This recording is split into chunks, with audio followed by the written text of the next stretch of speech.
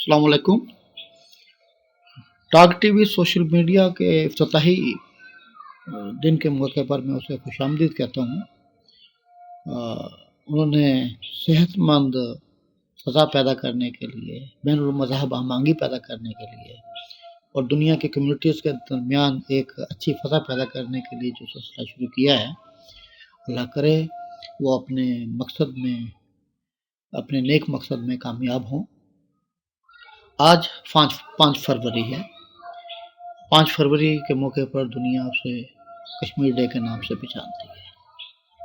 Kashmir day ایک ہولناک دن، ایک ہولناک عذاب جو 80 لاکھ کشمیریوں کے اوپر ایک دہشت گرد مودی نے ٹھوسا ہوا ہے۔ دنیا اسے دہشت گرد مانتی تھی، امریکہ نے اسے دہشت گرد قرار دیا تھا، لیکن سوچ کی بات ہے کہ عالمی مافیا نے کیوں اسے ایک کھلی چھٹی دی ہوئی ہے، کس لیے؟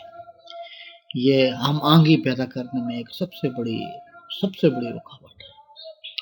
ہم سوچیں، دنیا کو کوئی بھی مذہب ہو، چاہے وہ اسلام ہو، چاہے عیسائیت ہو، چاہے وہ ہندوازم ہو، چاہے بدھزم ہو، تمام مذاہب انسانیت کے اصولوں پر متفق ہیں۔ کوئی کسی کو تکلیف نہیں پہنچانا چاہتا۔ ہم ساؤں کے حقوق کا بڑا خیال رکھنا ہر مذہب کا بنیادی عنصر ہے۔ تو پھر کیوں ایک دہشت گرد کو، پھر کیوں 80 لاکھ کشمیریوں کو 2 سالوں سے تقریباً انہیں ان کے گھروں میں نظر بند کیا ہوا ہے؟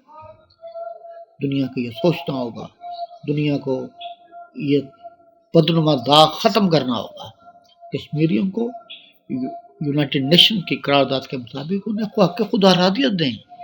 وہ جہاں شامل ہونا چاہتے ہیں، پاکستان کے ساتھ شامل ہونا چاہتے ہیں یا ہندوستان کے ساتھ شامل ہونا چاہتے ہیں، انہیں کھلی اجازت ہونی چاہیے۔ یونائٹڈ نیشن جلد از جلد اس تاریخ کا تعین کرے جس دن حق خود ارادیت کے لیے ووٹ ڈالے جائیں گے اور ان سے پوچھا جائے گا کہ تم کس کے ساتھ رہنا چاہتے ہو، کیا پاکستان کے ساتھ یا ہندوستان کے ساتھ؟ وہ جس طرح بھی ووٹ ڈالیں انہیں آپ حق دیں۔